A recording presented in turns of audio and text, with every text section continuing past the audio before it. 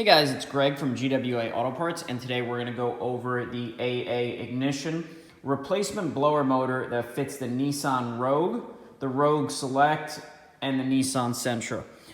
Now this part is a fan that provides the airflow for your heating and AC system. So this actually rotates with the motor in it and gives you the airflow.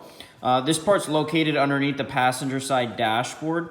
And if you look at the bottom here, you'll see that this part actually, it drops in place and it clicks, and then there's one screw that holds it in place. In addition to that, there's a 2-pin electrical connector that plugs in here. So the installation is pretty straightforward. You'll remove the old part, put the new part in the reverse order, and you're good to go. If you guys have any questions, please feel free to reach out to us directly and we'll be glad to help.